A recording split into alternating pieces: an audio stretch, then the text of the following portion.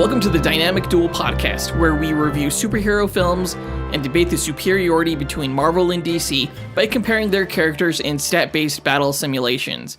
I'm Johnny DC. And I'm his twin brother, Marvelous Joe. And in this episode, we are reviewing Teen Titans Go to the Movies. And I've only seen it once. Usually, I like to see the film twice before we review it. That may say something. Yeah, once was enough. Yeah. Well, your daughters liked it. My daughters loved it. They really liked it. Yeah. They gave it 1,000 out of 5 stars. But everyone else, I don't know how many people are listening to this review will have actually seen the film.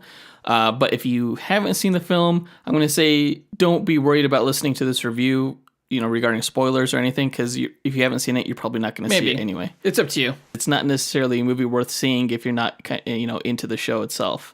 Yeah, I would recommend watching the show and then maybe catching the movie on Netflix. But we'll get into that once we get to the review. Okay. Before that, we're going to break down the news. Not a lot of news after Comic-Con. All the studios just kind of released all of it. Yeah, this is worse than the drought of news that we had right before Comic-Con. Maybe. Yeah. Maybe. We'll be talking about the 20th Century Fox and Disney. It's not really a merger, it's an acquisition. Yes, it was finally approved by the voters. Yeah, and rumors abound as to what's happening with Dark Phoenix and New Mutants, so we'll be talking about that. Yeah. Patty Jenkins released today the first look at Pedro Pascal in Wonder Woman 1984.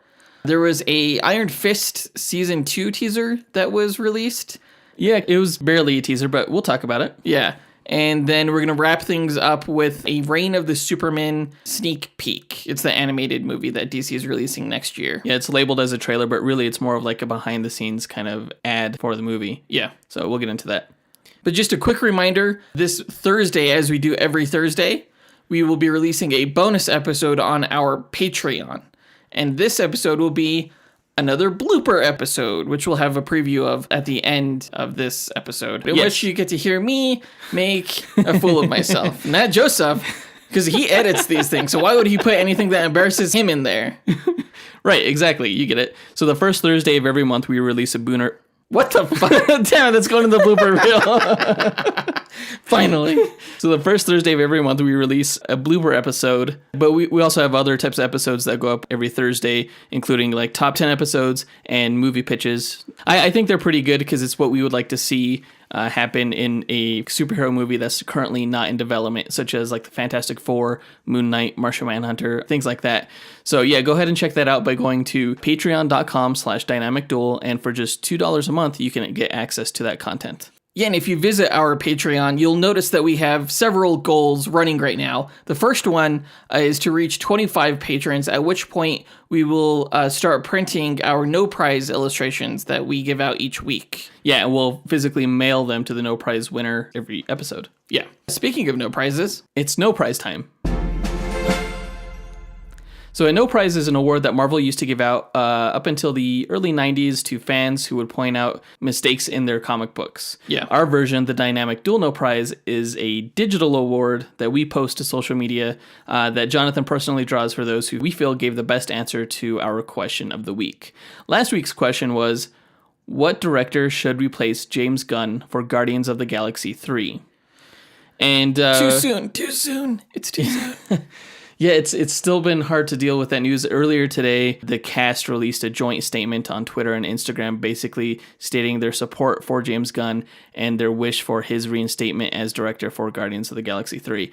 It was a really nice gesture, and I was really glad to see the cast say something because a lot of them have been quiet for so long. Yeah. It may be too little too late, or not necessarily. I just don't think that Disney will reverse their decision. If you read the comments on those posts that were made to Instagram and Twitter and stuff, you kind of understand why he's not going to be reinstated. It's it's a mob mentality going on right now. Yeah, exactly. So it's going to be really, really hard for them to go back on their decision. So we had a lot of answers this past week for our question of the week, and honorable mention goes to Tyler Jacobson, George Kronitis, and Brandon Wright for giving the answer Taika Waititi.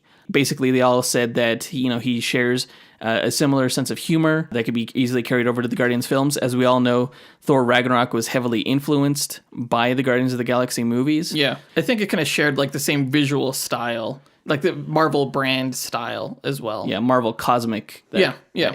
I would love to see this. Honestly, that would be my personal answer as well, Taika Waititi. I know he's currently working on a film, but since Guardians of the Galaxy 3 does not have a release date or anything, I'm sure he would be able to fit it in his schedule if he wanted to do it. Yeah. That's the big question. So congrats to those guys for your honorable mention. We also want to give a shout out to Joel Seagrave, who gave the answer George Lucas for his success with space dramas.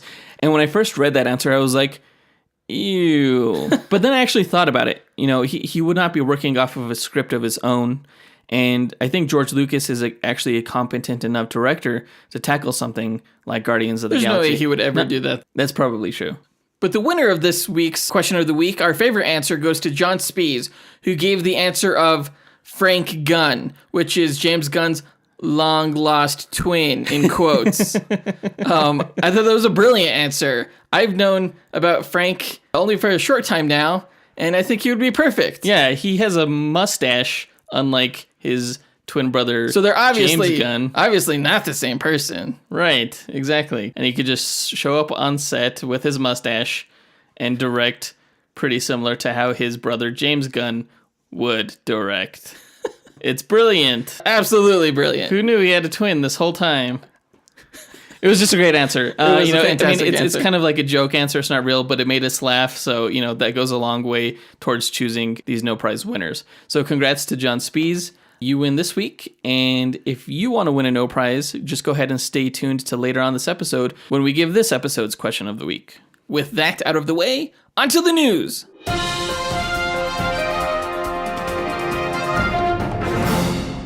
So last week, the shareholders for both Walt Disney Company and 21st Century Fox voted to approve Disney's acquisition of 21st Century Fox, their film and TV assets. Now, it'll still take about another year or year and a half for the transition to be complete. Yeah. Marvel can finally start developing films involving the Fantastic Four and the X-Men. And this is really super exciting. We knew that this was going to happen for a while now. There was kind of this nervous moment a month ago where, Comcast was trying to buy Fox. And, I had to clench for a good few weeks there. But, it all worked out in the end. And it's super awesome that the Marvel Universe is finally mostly 90% whole and complete as it is in the comics, Yeah. So super exciting news. One of the biggest questions that we have regarding this acquisition is what is going to happen to the New Mutants film and the Dark Phoenix film. There's a lot of rumors going around that they're actually going to be scrapped. We know that reshoots are scheduled to take place for both of those films within the near future. So there's a lot of back and forth on whether that means that those reshoots mean that the studio is going forward and going to release these films theatrically, or if the reshoots are just merely part of a contractual obligation by the studio to the crew, to the cast and crew, which is valid.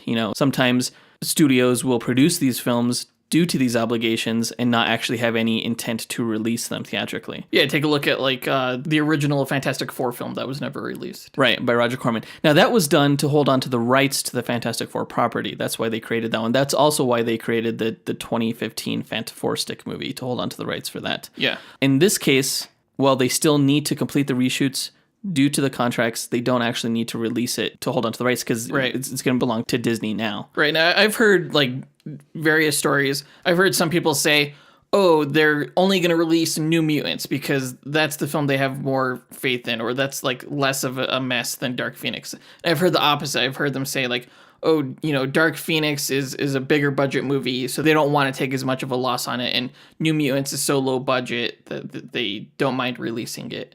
I don't know what to believe. Right, yeah. There were a ton of rumors. I guess we'll address the New Mutants rumors first. I guess the story that the reshoots were being done to make the movie scarier were not actually true. They were just done because the movie, frankly, wasn't very good. Right. And while I guess the rumor is that the cast did very well in their roles, the studio was looking to make the movie just less generic, basically. And you know what? That was one of the impressions I got from the New Mutants teaser trailer that we got, months and months ago. The impression that I got, and I think we discussed it on this podcast, was that the film looked rather generic. It looked to be kind of riffing on a ton of other horror franchises. Right. So I kind of believe this rumor, and I guess there was a rumor that X-23 is going to make a cameo on the New Mutants, as well as Warlock, which would have been really cool. Yeah, he was one of the New Mutants, right? Well, he was Cypher, and then he merged with Warlock, and they That's right. became a techno-organic entity. Yeah, I was always wondering, because there have been rumors that they wanted to introduce a new character for a while now. Right. I didn't realize it was going to be X-23, but that's interesting. That's what the rumor was. Apparently, the rumor also says that Disney isn't happy with the movie, so that's going a large way towards supporting the idea that these movies won't be released. According to test screenings and stuff like that for Dark Phoenix as well, people are saying it's no good, which I totally believe because it's directed by Simon Kinberg, and I never really had any faith in this project because we saw what Simon Kinberg was able to do with Fantastic And with X-Men Apocalypse. Yeah, well, he didn't direct X-Men Apocalypse. But he wrote it. Right. Although, there are rumors that say with X-Men Apocalypse that Bryan Singer actually didn't direct most of it and was like acting weird on the set and stuff, and that Kinberg had to step in for a lot of those scenes. Yeah, I've heard so that. You never know what to believe. But, due to the fact that Dark Phoenix didn't make an appearance at Comic-Con and there's been no real marketing push for it, there's a lot of signs pointing towards these rumors being true. Yeah. And honestly, I'm all about it. I would actually prefer to see Disney abandon this particular continuity so that they don't, damage the brand in any way. Mm-hmm. Although I think they might be able to communicate that this old Fox X-Men brand is essentially worthless now, and so you'll see the movie, but don't worry about anything bad that happens in it. Yeah. I don't think they would do that. I think it would be in Disney's best interest to just scrap them and then start laying the groundwork for introducing mutants and the Fantastic Four into the MCU. Yeah, I am going to be disappointed if we don't get to see like Anya Taylor-Joy as Magic and what's her face, the Stark girl who's playing Wolfsbane. I always forget her name. But I mean, if they don't release the film, there's nothing saying that Disney can't hire them down the road to play those same characters. Maybe. That's true. That's absolutely true.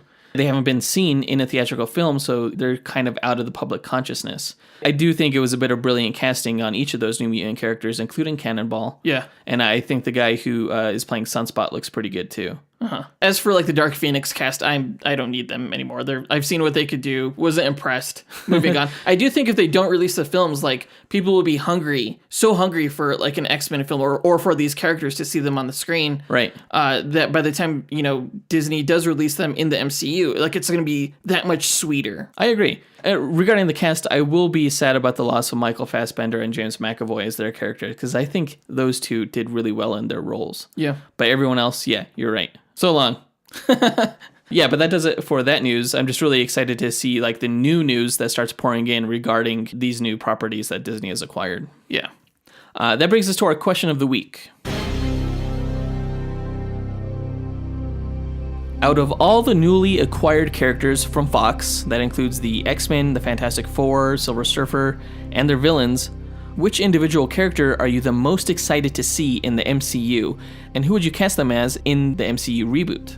Yeah, go ahead and post your answer to our Instagram, Twitter, Facebook, or email us at dynamicduelpodcast@gmail.com. We'll pick our favorite answer and draw that person a Dynamic Duel No Prize that we'll post to social media in our next episode.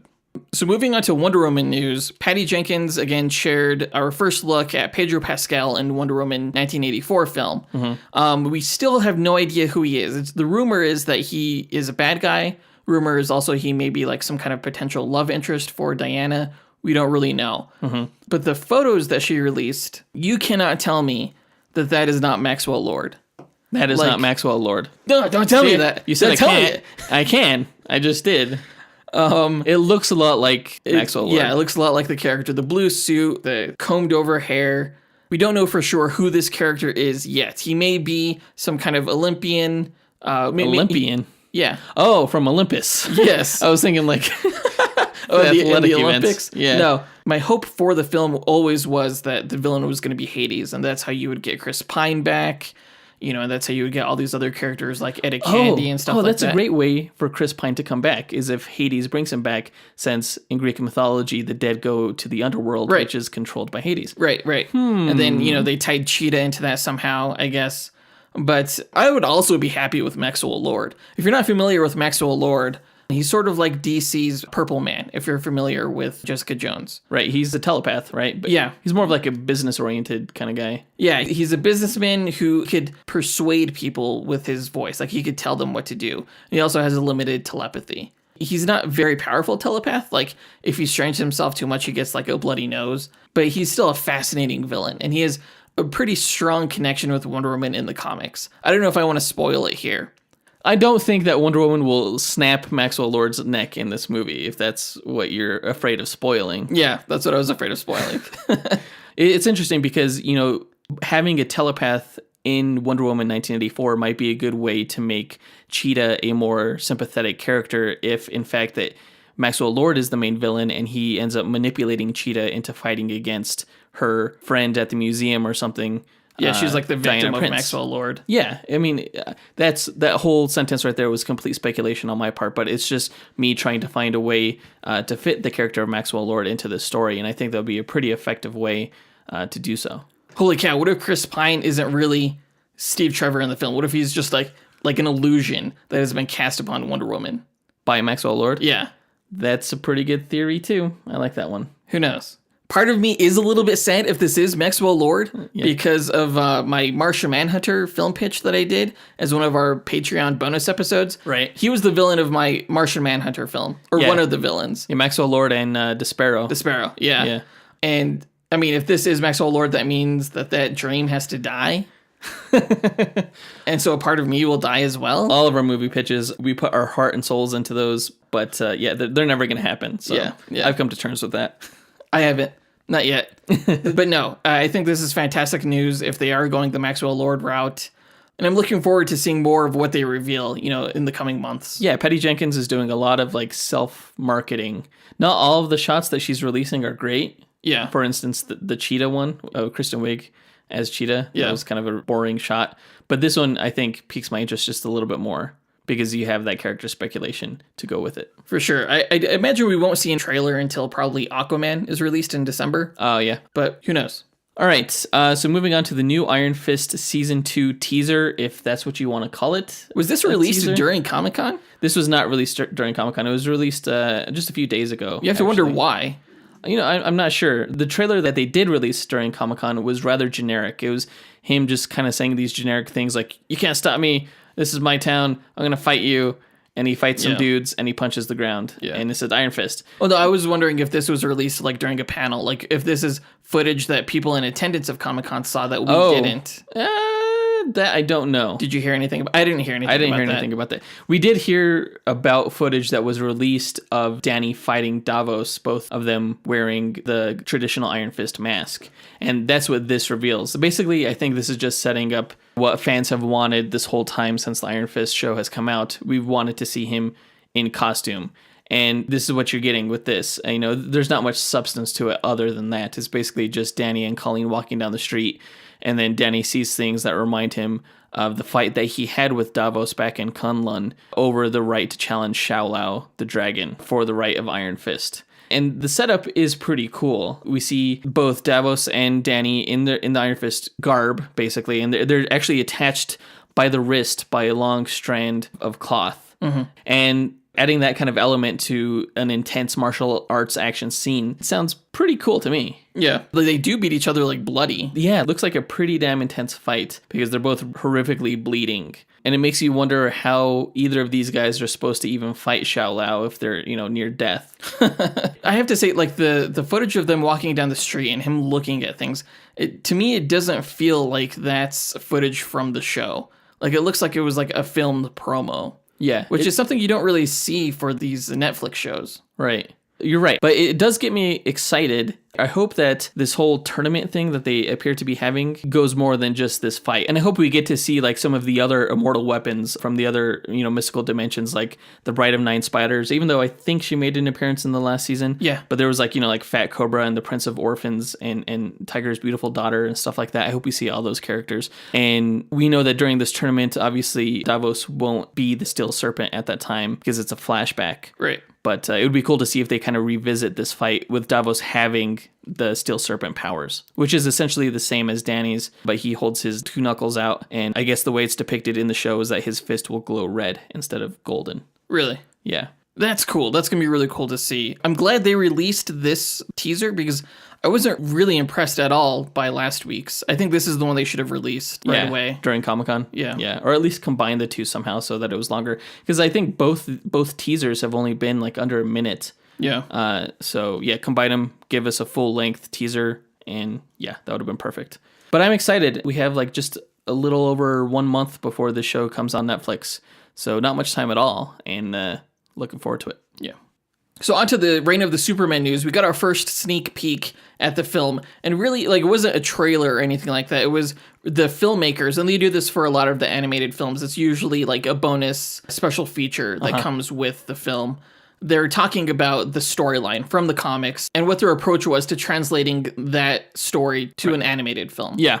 And, they talked once again about how they wanted to take what they did with Superman Doomsday and tell the full story of Superman's death in this new movie. In Superman Doomsday, they didn't have anything regarding Steel or Superboy or Cyborg or the Eradicator, right? Right. It just, Superman just kind of came back in his black suit and had a rematch against Doomsday. Exactly. In this film, we get to see those four guys, which is fantastic.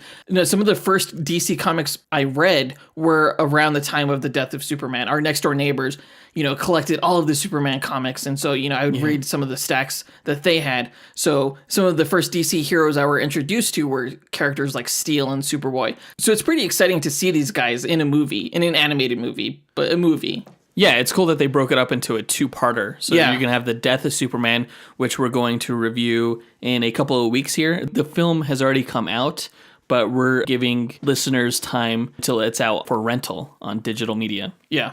So that way you guys could rent it. You don't necessarily have to buy it or anything like that before we review it. And then the sequel to Death of Superman is going to be, this movie, The Reign of Superman. The character designs look pretty cool from what we get to see in this sneak peek. Yeah. Superboy is a little bit younger than what I typically think of him as. When he was first introduced in the comics, he was really young. Oh, he really? was like 16. He doesn't age. Like, his aging was stunted. Okay. So he's like 16 forever. Yeah. I love the way they describe him. It's like if Superman were raised by the Kardashians. That sounds horrible. What are you doing? You're not selling me on that at all. Was Superboy raised by Lex Luthor? No, he wasn't raised really at all. He was like, grown in Cadmus. I guess you could say he was raised in Cadmus. But Lex Luthor has nothing to do with Cadmus. Oh, I thought Superboy was like a clone of Superman and Lex Luthor or something. What am I thinking of? Oh, well, yeah. It was retconned to be that way by Jeff Johns when he started writing Teen Titans. But initially, during this whole storyline, he wasn't half Lex Luthor. Okay, gotcha. Yeah. I loved that Jeff Johns did that, though. It made the character really, really interesting. Yeah. And Steel, I love Steel. He's Steel's one of my fantastic. favorites. I remember being obsessed with Steel back in the day. Yeah. And I remember being, somewhat excited that the Shaquille O'Neal movie was coming out. And then, you see the trailer and it looks like it sucks. And so we never saw it as kids until it was on video. Yeah. I think we never saw it in theaters. I think probably next year, around the release of this film, we're going to have to review Steel. Yes. And we're probably going to have to do a duel match with Steel. I don't know against who. That's a great idea. Yeah, I'll have to think about who would be a good match for him, considering we already did an Iron Man Cyborg fight. Yeah. Probably War Machine. War Machine versus Ooh, Steel. that would be cool. Yeah. Oh, I'm excited for next year. Yeah, that's going to be awesome.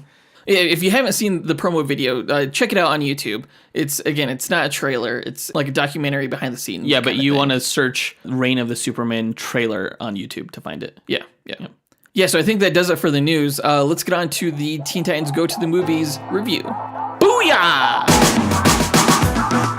T-double-N-T-I-T-A-N-S. They them real heroes taking down the big menace. Teen Titans flow, Teen Titans know. What is real trouble, baby? Teen Titans go.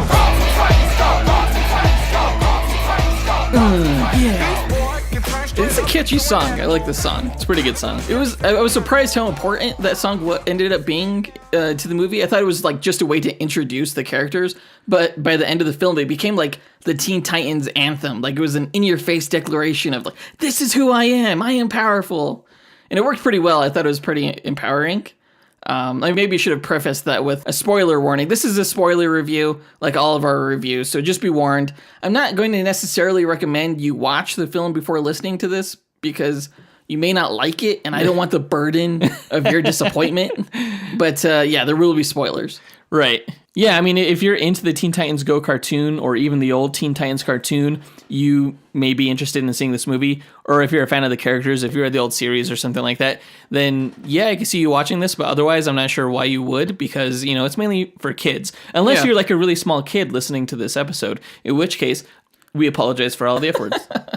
So I get a lot of flack from some of our listeners, but mostly from you, from Joseph, for rating the Lego Batman movie 4 stars. Yeah. Maybe it's because I watched it with small children, but I found that movie to be hilarious. And I'm totally okay with alternative Elseworld type takes on DC characters.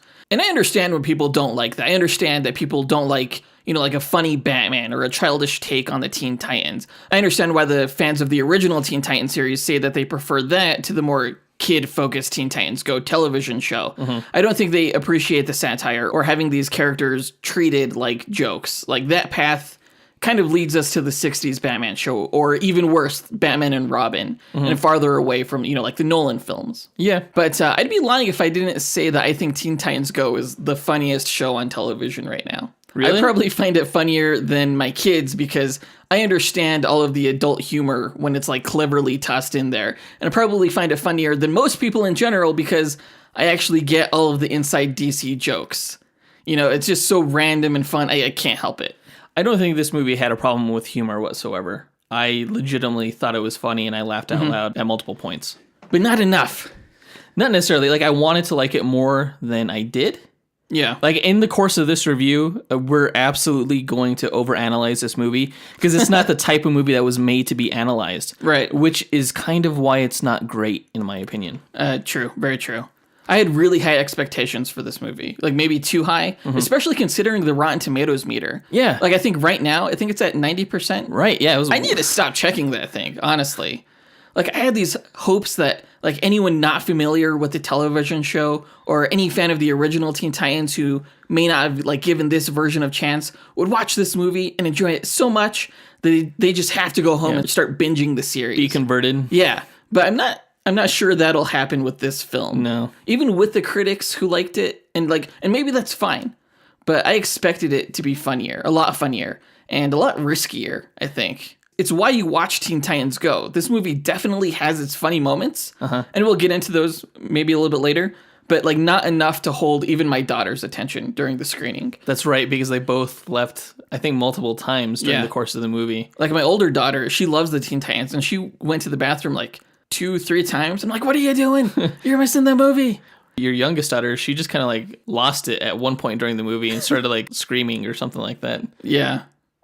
It's expected of a 3-year-old. But it didn't hold her interest, I guess. No, when they watch the show, they laugh a lot more than they did during this film. Well, the episodes on the show are a lot shorter, aren't they? Yeah, they're a lot shorter. There's like 2 episodes for like a 28-minute show. So they're, about like 15 minutes long. Yeah. To me, this was a tamed down version of the show. Really? And I think it's primarily because it focused almost exclusively on Robin. The show is like much more of an ensemble, and it does a good job of highlighting each character. And maybe that's just the benefit of it being a television show. But in this film, Robin was the only character with an arc, and it was kind of a generic, like, self-acceptance thematic arc. Yeah. And I thought I was going to be like the film's target demographic, but I wasn't. No. And maybe it was geared toward young children who need to hear that kind of message. And that's fine, that's good. Maybe. I think a more important theme than self-acceptance is probably realizing that you are flawed and can be better. I mean, that was the theme of the Lego Batman movie. And maybe that's one of the reasons I liked that one more.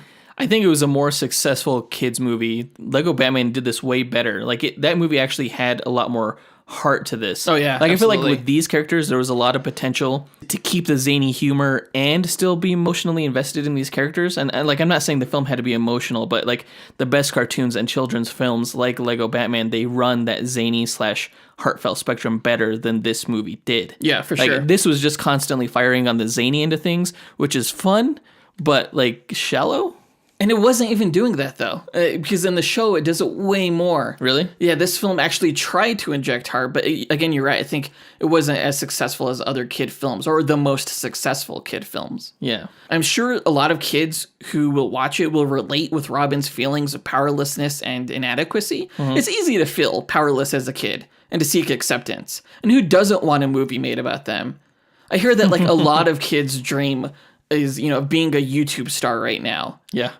And like, So you know, weird. maybe that's even my dream. Like, why else do I have a podcast? Speaking of which, like, this podcast is on YouTube, so subscribe to our channel.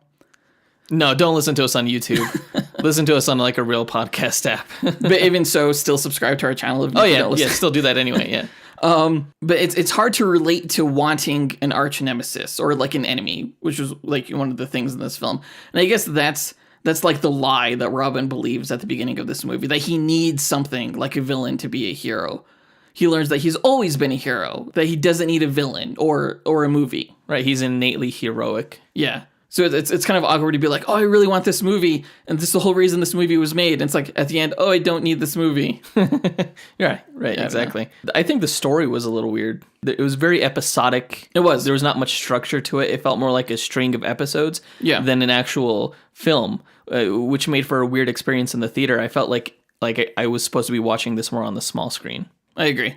Like, the initial arc, the only arc really, involved Robin trying to get his own movie, and the team was okay with that. You know, they made a film for him. It was all about him, about Robin. Yeah. And no one but Robin was acting desperate for their own film. But somewhere along the way, it became about the Titans getting their own team film. And when the director changed it, for some reason, that was what split up the team, even though those characters didn't want movies in the first place. So it didn't make sense. Maybe. I think it was more about like them not even being a part of the movie. Oh, okay. You know, I think it was always going to be maybe Robin's movie. Yeah, that was a little ambiguous. I don't know. It was interesting. Robin, again, was like really the only main character. I think like normally in our reviews, we do character breakdowns. But as I was writing my notes for this, like I kind of realized that there kind of is no real breakdown to be had for a majority of these characters. Like I could literally think of nothing to say about Beast Boy. You know, like Raven had her recurring gag with the portals, and Cyborg helped Robin navigate the environment at times. Starfire was there for encouragement, but that's basically it. Like the characters stated outright that they needed Robin. Otherwise, you know, they'd be eating trash or enslaving dimensions. But if you watch the show, you know that part of the joke is that they don't need a leader that doesn't have powers, much to Robin's frustration and like his neurotic need to be relevant and to be the best. Yeah. I think that's like what we can do is kind of go into our favorite moments for each character instead of do like a character breakdown. What was your favorite Robin moment? My favorite moment with Robin was his song, actually, that he was singing to the director. I did not know that this was going to be a musical. I didn't either. There were like 4 or 5 songs during the course of this film that really they took me back. I knew there was going to be the Teen Titans rap, but I didn't know there was going to be, like, Robin had his own song. Yeah. I forget what it was called, but it was about what his movie would be like. And I think my favorite moment with him was when he said that he would say his catchphrase, which was crack an egg on it. Caca! Caca! That was great. I love how that came up several times. Such a ridiculous catchphrase. I was surprised that it was like a musical too, and I shouldn't have been, because music is a pretty big part of the TV show. Like they've had episodes dedicated entirely to like recapping the original music that they've had on their show. Mm-hmm. And it's all pretty good music. So yeah, I shouldn't have been surprised. My favorite moment with Robin, and I guess one of my favorite parts of the film in general, was Robin's Lion King dream. That was fantastic. We got to see like the Disney style versions of all the DC superheroes. And that's like one thing that I really liked about this film. All the DC characters, almost everyone was there. Like even the Challengers of the Unknown. It's just ridiculous. It's just so obscure, so obscure.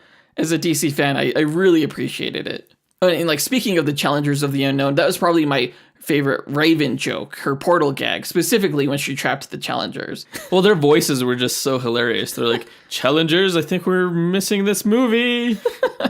You don't really think of the Challengers of the Unknown. The only time I ever think of them is in, you know, comparing them to the Fantastic Four on Marvel's side. Yeah. But they don't pop up too much in the comics, so they are relatively obscure characters. And, you know, they make note of that in this film. Like, why are they going to this movie premiere when we're not invited? Right. And the way they play them off as, like, kind of having no personality and stuff like that, it was just an absolutely great gag. I think for a while I remembered them talking about them making a Challengers of the Unknown film. Really? I forgot who was attached to it, but that was like a long time ago. A long time ago. Interesting. And Raven, she's like one of my favorite characters on the show. She's just like doesn't care about anything. I probably relate more to like her and Robin in a way. And she's definitely like the most powerful of the Teen Titans. She's a little bit overpowered because she was able to defeat the entire DC universe pretty much with the portal. Yeah. What's up with that? I don't know. I don't know. I thought the same thing. I was like, oh, that was easy.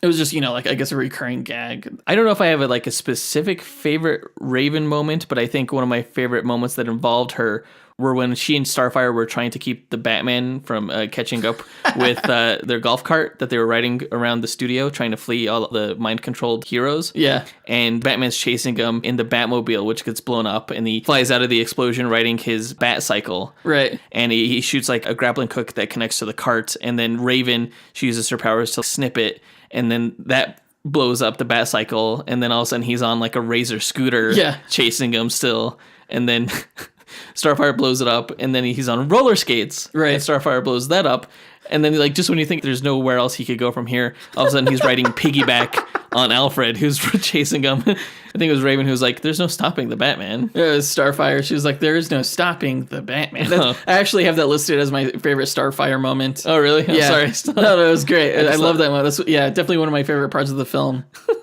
For Cyborg, there's a lot of recurring gags here. One of my favorite for him was the recurring gag of where he puts like tapes into a player in his chest and they start singing. Yeah, do little kids even know what tapes are? No, they have no idea what tapes are or VHSs or anything like that. They had both of them in this film. But when Robin needed cheering up, Cyborg played an upbeat, inspirational song about life. Yes. Which is the actual title of the song. It's sung by Michael Bolton. Yeah, and it inspires Robin and they drive to Hollywood. And yeah, it's hilarious. I forgot he was going to be in this film. He's depicted as a white tiger that, just like appears along their journey as they're like going through space and riding rainbows and along the road. He's and playing a guitar. And then he appears on the road and they accidentally run him over. And I was like, what? Oh no. He's like, an upbeat, inspirational song about... And then they all get out of the car and are like, I think his dad is a cop. Run! Yeah, that was great. I didn't see that coming. That was like a nice bit of borderline edgy humor for a kid's movie. Yeah, it was kind of meta. A little bit. It was funny regardless. So I have to say, I think that was my favorite Cyborg moment too. I think it was the funniest line of the whole movie. The fact that they were even on a road trip was just hilarious to me, especially when they could travel by portal. That's how they ended up there anyway. Yeah. What about Starfire? Did you have a favorite moment with Starfire? Starfire to me is slightly a weird character, like the way she speaks and stuff like that. I agree. I think she was the one that really sold the prop toilet joke. Just because, by that point it had gone on for a while and you weren't expecting that to come from her, from like the female characters. Right. Because it's so rare that you get references to female characters pooping in movies. Like toilet humor is kind of like a male domain. Right, exactly. So with the prop toilet that's on the movie set, Robin's getting mad at Beast Boy for using it. And then Cyborg was like, oh, that's a great toilet. I love breaking into a new toilet. And he was like, again, that's a prop toilet. It's not real. And he's like, are you sure? And then all of a sudden Starfire comes out and she's like, I just went poop in the toilet. And that's when I lost it. Yeah. And then especially when Raven did it, when she was like, be quiet down here, I'm trying to poop or something like that. Yeah. I actually have that listed as my favorite Beast Boy moment because he's the one who kind of started that whole thing. Yeah. There wasn't a lot of Beast Boy in this movie.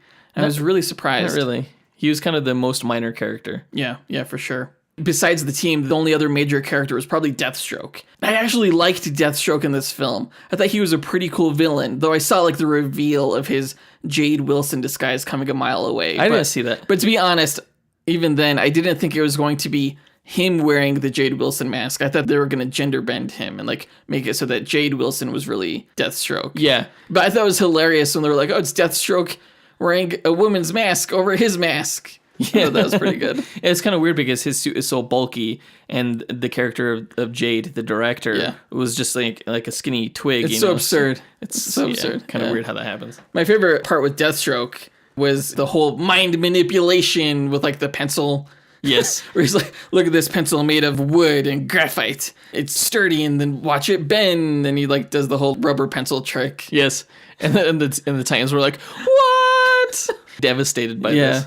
And he also does like this finger trick where he pretends to pull off his thumb. Right. And, like, we saw this film with our parents. Grandparents like to go see movies with their grandchildren. Yeah. And so like I glanced over at our dad during that scene. He was just cracking up. I just like how you see him pretend to remove his thumb, and then Robin's on his knees with his hands in his face, just like freaking out. It's pretty good. And he was like, look behind you. They're like, no, I'm not falling for it. He was like, no, seriously, there's something behind you. They're like, no. And he's like, I'm not kidding. You better look now. And so they look, and then he's gone. So it was pretty good. Yeah. I think just to round out the highlights of the film, the time travel sequence was hands down, I think, maybe the best part of the film. It was such a great use of music of Aha's Take on Me. Yeah. And it's funny because they've time traveled in the show before, and the time machine that you saw is one that they have. But nope, they decided to do these, what are they called? Like big wheels? They're like scooters? tricycles. Yeah, tricycles. It was so dumb. And they're like, we need to build up the energy of radness, start doing tricks. So dumb. Yeah, because the time machines run on radness. Right. So they had to start grinding and flips, and it was great. And the whole reason they're time traveling is because they need to prevent the heroes from being heroes so that they're the only heroes to get a movie. Right. And so, of course, they go to Krypton. And that whole sequence was pretty cool. I think that might be my favorite Beast Boy moment, just how like crazy he was getting while they were playing the Kryptonian crystals. Yeah. I have to admit, it was a sick beat. It was a really sick Like, beat. I was bobbing my head. I was like, wow, these guys are talented. Yeah. It was just a really cool moment. Then you see baby Superman like shaking his butt. My daughter's cracked up at that, of course. Now, in the Richard Donner Superman film, I don't remember those crystals ever being musical. No, they weren't. They did kind of like have a ring to them. But no, the whole crystals thing had nothing to do with like harmonizing Krypton. But I think it was a great gag that they did. Do you think it's weird that they chose to go with this continuity of Superman films over Man of Steel's? Yep. What do you think that says? I don't know. I think it probably says that the other one is just more iconic. I mean, they used Danny Elfman's Batman theme during the Batmobile scene. Yeah, that's true. So, I don't know. It's just more iconic. I did notice that, though. I was like, oh, they decided to go with the Marlon Brando, not Russell Crowe. Yeah. But it worked. It was funny. It was funny. It was really cool. It was hilarious. I would watch that scene again. And then, of course, after Krypton, they go to Paradise Island and they steal Wonder Woman's jump rope or her lasso. I don't know how stealing her lasso prevents her from becoming a superhero. I have no idea. I don't know. Yeah, that was my least favorite one. I loved the way they stopped Batman's origin by visiting him as a kid in Crime Alley and being like, don't go down there. It's called Crime Alley. You see these people just like firing guns. Shooting each other. Yeah. Go down Happy Lane. Yeah. The Aquaman was funny too, where they prevent Aquaman from becoming Aquaman by dropping one of those like soda pop plastic can holders into the water, and then Aquaman swims into it and becomes tangled. Yeah. That was great. But of course, once they stop the heroes from becoming heroes, they go back to the future and they realize that everything's just a mess. So they got to go back to the past and actually, undo what they had done previously. Right. And it sounds like a big plot point, but it really wasn't. But it was just as funny the way they helped the heroes become heroes again. Yeah. The Batman one kind of broke my heart a little bit. That was a little devastating. That was a little harsh. Yeah. They just they pulled, the young Bruce Wayne to the side, put pearls on the mother, and just shoved him into Crime Alley and bang, bang. Yeah. And it's like, oh no. There's a line that young Bruce Wayne gives, and he's like, thanks for taking me to a bad part of town to see a movie, Mom and Dad, or something like that. I guess that line was voiced by Nicolas Cage's son, Yeah, Kal-El I saw that in the Cage. credits. Yeah. Kal-El Cage. Yeah. Funny. It's so cool that he has a son named Kal-El. That's the coolest. Is it though? Yeah. What did you think of any guest voices stand out to you? Yeah, I recognize Patton Oswalt as the Atom. I thought that was funny. But Nicolas Cage as Superman, It was all right. he kind of gave his lines kind of dryly, I thought. Yeah. I guess Jimmy Kimmel did the voice of Batman, but he only had one line. And that was another great part in the movie. It was like Batman v Superman 2. Yeah. And they were like, oh, we're fighting. What's your mommy's name? What's your mom's name? Martha. My mom's name is Martha too. We're best friends now. Oh, wait, what's your father's name? Jonathan. My father's name is Thomas. And they start fighting again. That cracked me up. I mean, as much as I hate people who make fun of that whole thing, that was the best way to do it. That was the best way to do hilarious. it, yeah. And if you're going to do it, do it in house like that. Yeah. It's pretty funny. I think those are some of the best parts of the film. I can't think of too many more. The movie overall wasn't that long at all. It was kind of a short movie. What did you think of at the very end when, Robin's trying to give the lesson of the movie and everybody's like, we're sick of it, get on to the credits and stuff. And he's like, wait, I have more to say. And they're like, no, credits. And then all of a sudden he jumps on the grapples camera. to the screen. Yeah, he's like, kids, quick, ask your parents where babies come from. And then the movie ends. I thought that was pretty funny. That was horrible. That was a time when my daughter was at the bathroom. My older daughter. I'm so glad she wasn't there for that. Because then I would have had to do some explaining in the car on the ride home. Because I guarantee you, she would have been like, where do babies come from? The store. I don't know. That was pretty hilarious. I think I was able to appreciate that because my daughter wasn't there. I think there's something to be said for that moment, though, when they were like egging him on to get it over with because, we're over it. We're ready for the movie to be over. But at that point, I was ready for the movie to be over. Yeah. Although the way the movie was structured, it could have gone on even longer just because of its episodic nature. Yeah. They kind of hit the nail on the head. I think they understood that what they were making here wasn't meant to be very like educational. Yeah, I could see that. Right when it was about to veer towards that, that's when they were like, nope, roll the credits. We're done. A lot of people are making a big deal about the mid-credits scene with the original Titans show characters. Yeah, they kind of like hijack a signal or something and broadcast their way into the credits. And they're like, I think we found a way back. And that was random. I've seen a few episodes of that original show. I don't know what they mean by that. I've heard either like they're going to get their own movie or maybe they're talking about something with the DC universe. Bringing the TV show back. Yeah, it's interesting because it's the same voice cast. So they'd be pulling double duty. Yeah. This movie, I guess it's already made back its budget.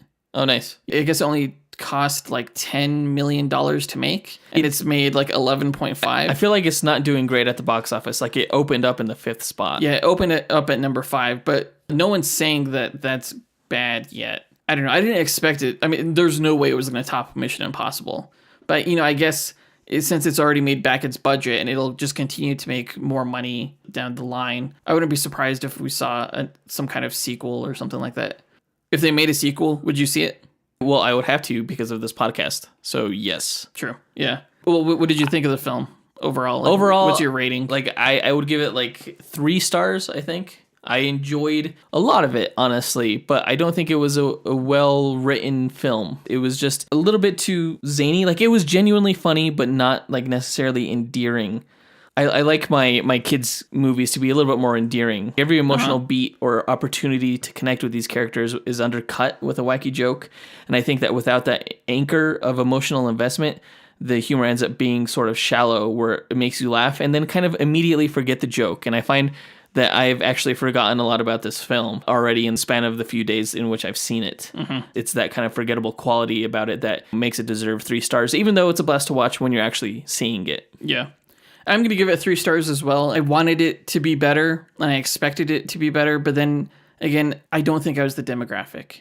So my rating is 3 stars, and I think that's a fair rating to give it. Someone who is younger, who liked it a lot more, again, their rating could be like my daughter's, like 1,000 stars out of 5 stars. Yeah. But I would recommend, if you have children, take your children to see this movie. I think they'll get a kick out of it. Just cover their ears at the last scene. If you don't want an awkward ride home.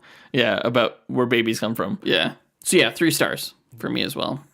Oh, one last note I have about the film was actually a short that they played before the movie even started. Yeah, that's right. I guess it's the debut of the new DC Superhero Girls series. Yeah, it was interesting. I was not expecting that. I thought it was actually the start of the Teen Titans movie. Yeah, me too. Yeah. But they kind of did what Pixar does, where they take a short film and put it before the movie. Yeah. And it was interesting. I feel like the short ended abruptly. Yeah. Because the whole premise of the short was that Batgirl is racing to go fight Mr. Freeze. Right. And then when she joins all of the DC superhero girls there to fight, and they like start to fight, it ends.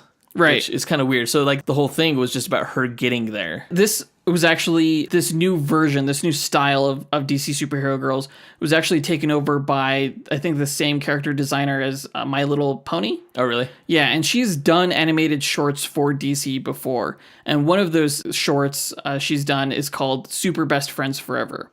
And it has Batgirl, Wonder Girl, and Supergirl. Uh-huh. This was actually a remake of that. I was watching this, I was like, I've seen this before. And it was like, sure enough, it's almost line for line remake of what she has done previously. But just done in a different art style? No, it was like the art style is really similar. Even like the voice of Wonder Woman with like her accent was like the same. Interesting. Same thing with Supergirl and Batgirl. It was like the same voices. The only thing that was different about this one was that it was a little bit longer, I think. And they included characters like Green Lantern, Bumblebee. Zatanna was there as well. Yeah, that's right. Yeah. So I thought that was really interesting. I mean, it's a good short. Super Best Friends Forever is a really good collection of shorts. Like my daughters really like them. I really like them. And I had forgot that she had done that. We haven't really talked about the new rebranding of DC Superhero Girls. But seeing this reminded me of Super Best Friends Forever, and I'm super happy that they're going this route because I think it's less generic. Where is that going to air? Is that going to be on the DC Universe app? Or is it going to be like a Cartoon Network thing? The DC Superhero Girls, I think, it's a web series. They have their own app. That's how my daughter watches it. Oh. They release new episodes on the app. Okay. It's a huge, huge thing. When I go to the toy store, I see more DC Superhero Girls toys than I do of like general Justice League stuff. Interesting. I guess it's made DC Comics a ton of money. So I was kind of like curious as to why they would be rebranding it, but it looks like they've done it. So I think that does it for our review. If you've seen the movie and you liked it a lot more or you didn't like it, let us know what you thought of it. I'm interested in hearing from people who were big fans of the Teen Titans TV show. Not Teen Titans Go, but Teen Titans. Right. And seeing what they think about the possible return of the show. Yeah, that'd be cool. Yeah. In our next episode, we will be doing a duel. Back to the duels. We've done so many reviews and other things. Getting back to the duels. Yes. I'm excited. It's going to be Raven versus Phoenix. Yeah, I'm interested in seeing what happens. It's going to be Jean Grey. Jean Grey's back as Phoenix in the comics, so we're going to go through her history and talk about the match between her and Raven. I'm really excited for this next episode to do that match. Yeah. So go ahead and tune into that. Go ahead and hit that subscribe button if you haven't, and you'll be notified of every episode that comes out. Please rate us and review us. It goes a long way in helping spread the word of the show. And thank you to everyone who has told a friend or posted an episode online or something like that, because it really helps us out, and that's how most of the marketing happens for this show. Yeah, so it's kind of exciting because we'll stumble across new sites that, play our podcast and new reviews and new comments, and they're always great to read. A lot of them are really positive, and that's always great. So thank you if you've ever left us a comment. We may not have necessarily seen all of them, but, thank you for putting it out there and letting other people get a chance to see it. Yeah, definitely. And just a reminder to stay tuned after the end of this episode, and you'll be able to listen to a sneak peek of the blooper episode that we'll be revealing on our Patreon. And you can get the full thing by going to patreon.com/dynamicduel. We also have a website at dynamicduel.com where you can get links to all of our social media accounts. And a link to our merchandise store where we sell t-shirts and mugs and stickers and everything. Yep. Check that out. And I think that does it for this episode. Yeah, I think so. Up and away. True believers. Okay, so this might be controversial. Number 3 is John Williams. Fuck you. Okay, so number 1, controversial, maybe. Man of Steel. Also written by Hans Zimmer. Yes. Fuck. Number 1. Okay, so fuck. What the fuck? So this one is probably controversial as well. We're giving this one to the number top spot. What? I'm sorry, what? Damn it. So a no prize is an award that Marvel used to give out. Fuck. Last week's question was, who is your favorite original character that didn't make their Who is your favorite... Words! I hate you. Last week's question was, who is your favorite original character that didn't make their I can't do it. I'm just trying to prevent myself from laughing the whole time. Damn it. Give me some water.